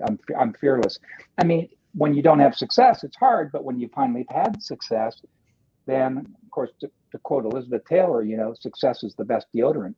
So now I can actually be, I can, but they now want you to be kind of more civil, or they want you to be less real, like you're going to somehow embarrass them, or it's going to be. But this is who I am, Doug. This is who I am, Kaia. I mean, I'm a down to earth guy, and I don't mean to. The other day a guy wrote me on Instagram and he said, Rex, I have a little winery. It's two Latino guys, and here in Napa, they're really small. Like one guy's 1 barrel of Pinot and 2 barrels of another. And then I said, okay, I'll meet you at a restaurant with. They said, and they were like so excited that I would even like, what? I'm only going to meet Francis Ford Coppola or something. Or I'm only going to go to Sterling Vineyards or Mondavi. I don't want. I like what I do when I go into these worlds. And I think I did this with Miles. My character is I celebrate people with foibles. The people who are small, who are really struggling. I don't want to get too much into politics, but I'm a full-blown socialist. I mean, to be honest with you, I mean, the greed, the wealth inequality, it just makes my head just want to explode. And I could have gone down those roads. I don't want to go down those roads. I'm really as afraid for the future of literature as I am for the future of the earth. Mm-hmm. I mean, planet Earth.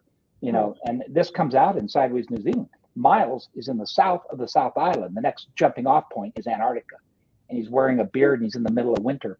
But then he has a book comes out, and he and Jack are on a book tour in New Zealand in a camper van.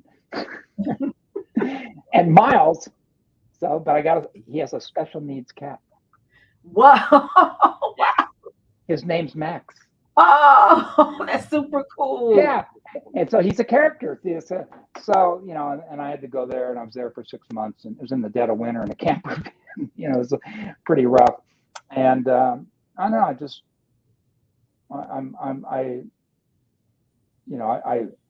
I love literature. I love film.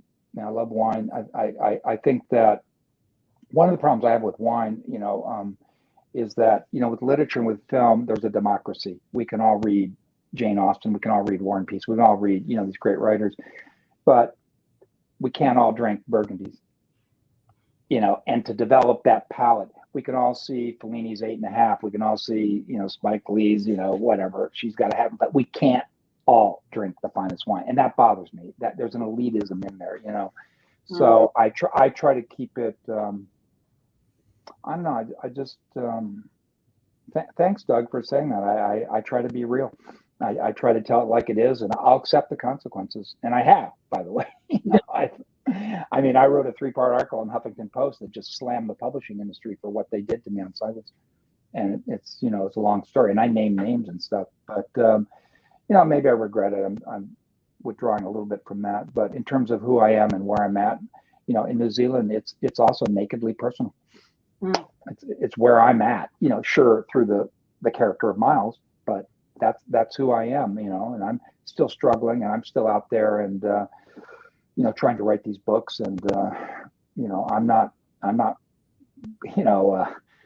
going down to Paso Robles in a Rolls Royce tomorrow, or a Star Coach. Let's put it that way, But I'm looking forward to it. Looking forward to seeing. So I feel honored that people still, like you two here, talking to me and respecting, what I, did, because the 90s was a brutal decade. And I've joked many times, if I could have afforded a gun, I would have shot myself. But I was so broke, I couldn't even afford a gun. But, it was a tough time. And, I kind of hung in there, and I never forget that. I never lose touch with that in a way. I never want to be that person who, falls upward into that elitism and I don't know. I just, well, you know what, Black USA News, said that your character Miles is so down to earth, and who you are is coming through, Miles. And I think what I hear, especially as a writer myself, writing grounds you. It grounds me too. You get into this place. It's almost like a chant or a meditation. When I write, and it seems as if it's like you kind of reinitiate yourself back into yourself every time it is that you write. And I really do, appreciate that. I tell my students the joke that I have, I tell them, I said, there's a dinosaur on campus. I said, have you seen the dinosaur? They're like, no, you haven't seen the dinosaur? It's this thing called the library, check it out. Yeah. Right. Yeah. Right. Well, again, I'll go back and say, and I've thought about this very, very deeply. If I thought something could replace what we call deep immersive reading. So this is where you read for an hour, 2 hours, or more, maybe more. And that somehow is going to grow our young mind better, then I will embrace it. But I have not seen it. I have not seen that thing. I don't care what people say about, Tetris teaches you stuff about logic, or I don't care. Bullshit. I mean, you give me, I don't know, I'm just reading Julian Barnes' Levels of Life. An incredible book about grief, and takes you to this place, and you come out of that transformed. And so I appreciate what you said, Kaia and Doug and whatever. That's what I want to spend my time doing, and that's what I did spend my time doing. And the library, go to the library, because that mind stops growing at age 25. The myelin have closed over the neurons, and you can still learn, but your learning capabilities have stopped. They've stopped at that point.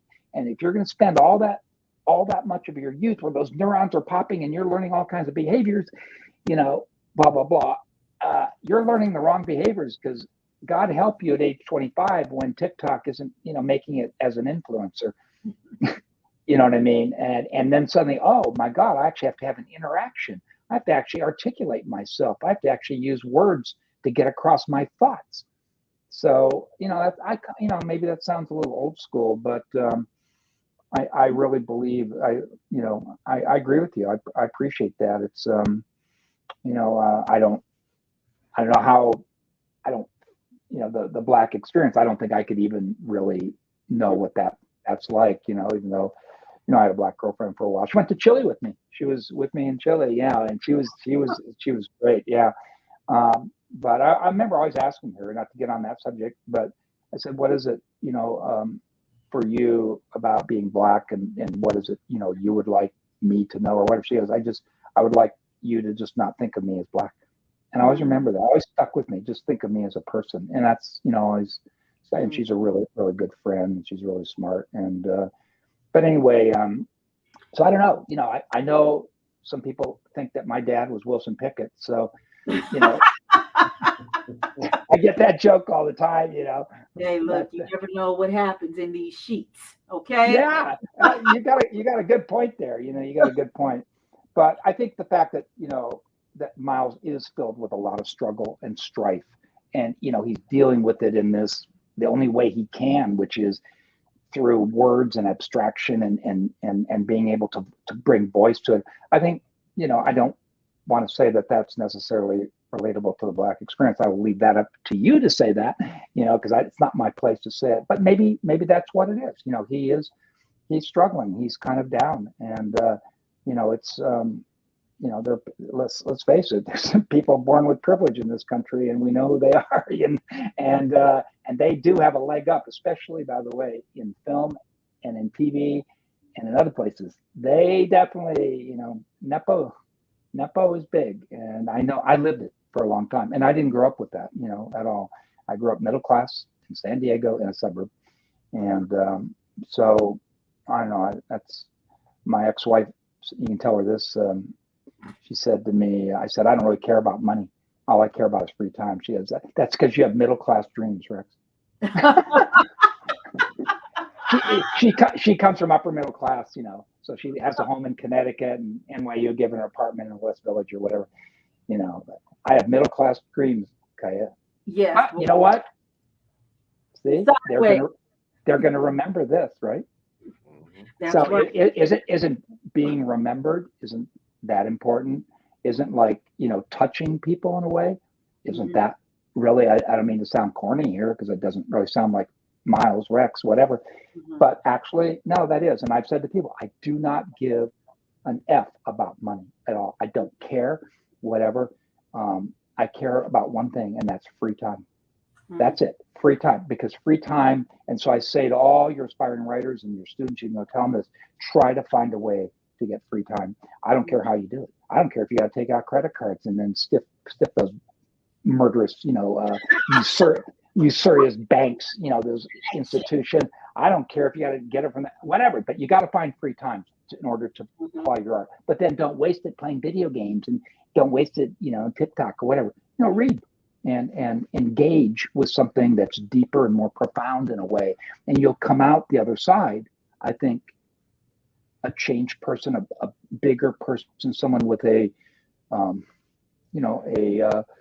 more multi-various outlook on life, I guess I want to say. And so that's what literature has done for me, I guess, and movies has made me see the world in so many different ways. And I came out the other side, but I live a modest life, I often say, people think I live a charmed life, but they wouldn't want to live the life I've lived in order to live the ostensibly charmed life I'm currently living.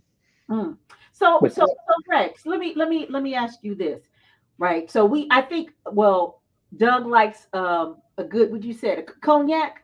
Cognac. A good cognac. I am I'm a wine lover. So, but see, Doug, he doesn't realize cognac begins as a wine. Really? Exactly.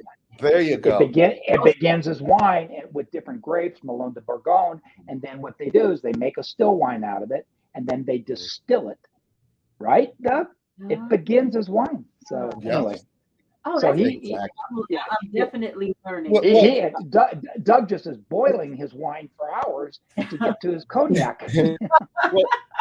Well, we're working with 8 minutes or left. So, okay. But we want to have you back on the show, because I'm telling you, I could just sit back and listen to you for hours. You have just such a aura about you. You come across genuine, and we. Well, thank you. We need to see more. Best compliment I've had in a long time. Never heard that from my ex-wife. Well, we want to get a plug in for you, and we want to make sure you get back on the show. Dr. Shivers, can you put a plug in for this outstanding guest, Mr. Rex Pickett? Where are we? Well, I'm bad. Are we talking about the wines? The overview of the wines? No. Let's not talk about the wines. I don't want to sound like that is something I do have out there, but I have other people doing it. They're wines from New Zealand, wines from Chile, but they're just entering the market, although I'm proud of it. But really, what I want is for people to discover the book. There's so many fans of the movie who never read the book. And you know what? I'll sign it and I'll inscribe it. Just go to rexpickettbooks.com. That's the only plug I want is Rex Pickett Books. And I will, and then write me and tell me what you thought, and how it differed from the movie. Okay. Yeah. So please go to Rex Pickett Books. Make sure you have a good Chilean wine or a New Zealand wine. And we thank you so much for joining us. Doug, I think you're taking it from here. In closing, audience, to be sure you keep up with Rex Pickett. Follow him and or products online at, and I think it's on the screen below here, or it should be come up. Follow him at rexpickettbooks.com. Also, Instagram at Rex Pickett, at Sideways Wine, at Sideways Brand, or Facebook, Rex Pickett. We have had an awesome time here today. We hope you come back and see us soon. Our producer found you. We're going to have to give her a bottle of wine for bringing you on. And thank you so much. I'm honored. I'm honored. Some of the best questions I've ever heard, and just honored to be on your show. So thank you very much for having me. Yes. And we will stay in touch. No. Yeah, we will. We will. Okay. All right. See you soon. Thank you. Thank you. Girl, that man, I mean, when he comes on, we're gonna have to do a 4-hour show because he is just so down to earth, and to hear his success story and you know, sometime audience, I can say this. Sometime when a white person talks to a black person, they're reserved and they're kind of, there's a little thing going on. This man is genuine, and the aura about him is somebody who I can't wait to get up there to Napa to visit his place, his wine factory. So, but can you close us out? We got 4 minutes left, less than 4 minutes. Okay, let me bring it out. Okay, here we go. Who are you following on Instagram? Follow a few of those that we follow. That's at Urban Cowgirl 510, at Millennial.Democrats, at The Mask Law Student, at Shang for Oakland, at Preforce or Priforce, Priforce, at Justice for Pushan Brown, at Justice for Enzo, our little doggy, at Chris Kelly Foundation, and to Mr. Glover of BlackUSA.News. We thank you for continued support and mentorship in this space and audience be sure to tune into Chapin Friends on Mondays, Titillating Tuesdays with Stacey Dennis, Party Marty Let's Talk on Tuesdays. Also, Black USA Crypto News with Kamal Hubbard on Fridays, as he knows all about blockchain and cryptocurrency. And on Saturdays, the Blackout Live from NY, New York, with Tassimir. And Sunday, 60 Minutes in Black USA with Michael Haney. Now, if you want to be in the know and reach our audience, then join our BBRT advertising family. Yes, our BBRT advertising family, or to be a possible guest on the show, reach us via our email. The email is bbrt2021@hotmail.com. Include your company name, address, website, company phone number, and social media handles and send all of that to our email address. Again, bbrt2021@hotmail.com. And this is for the vetting consideration. Now, check out our other network shows hosted by the man, the unapologetically bold newsman, Mr. I like saying that, Donnie Glover, such as BlackUSA.News Morning Show, Donnie Glover Show, The People Over Politics, Political Cipher, Date 'em all, sis, Community Connections, Resources in Gardening, the Robert Report, Shared Space, Frontline News, Troy Rawlings Show, and the Beverly Smith Show. And stay tuned, as BlackUSA.News is always looking for great podcast hosts that can give audiences a new perspective. And please listen to our backstory on Carlton. Is the link going to be in the thing? All right, here we go. And that is at hashtag Stanwell Carlton of Raleigh, North Carolina, 2022. Also, this hashtag, share this one, hashtag Driving Wild Black, Michael Thrash, Taylor County, TX or Texas, for the Michael Thrash's story. Audience, thank you for joining us today. And it is a pleasure working with you, Kaia. I am enjoying this. Thank you for joining us today. Thank you for seeing. Thank you. Got me all twisted because I've been listening to him. So, I mean, he's an amazing person. So let me start all over. Thank you for joining us today, audience. Yeah. We look forward to seeing you every Thursday at 4 p.m. Pacific Standard Time on the BlackUSA.News Network on YouTube and Facebook. Thank you, audience, for tuning in. And remember, together, we can listen, we can learn, and we can share, because I know you care.